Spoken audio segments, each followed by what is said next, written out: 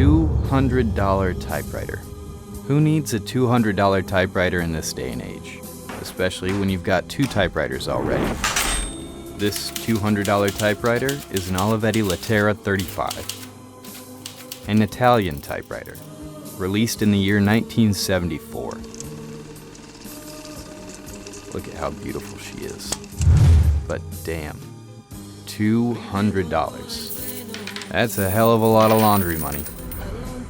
After all, you just cleaned your brother cassette. That loyal bastard has been with you since 2013 or 14. Point is, it's been with you a while. And you just cleaned it. Just cleaned the hell out of it and changed the ribbon too. But it still doesn't work like you need it to. Is that what this is about? Practicality? That's a funny thought. But yes, it is about practicality. A tool is a tool is a tool, and some are more beautiful than others. Some are $200 for a reason. And this tool has haunted my thoughts for a week. I see this Italian bastard every time I close my eyes.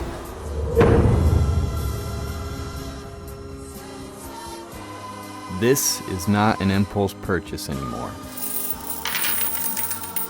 No, nothing impulsive about it. Before you spend $200 on anything, you better make sure it works. And boy, does it work. That's what makes her so damn beautiful.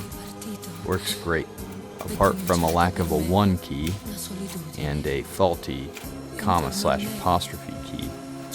It's near perfect.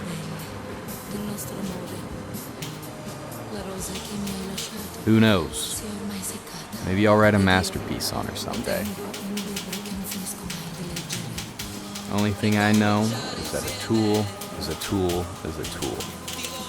And if you spend $200 on a tool, you'd better fucking use it.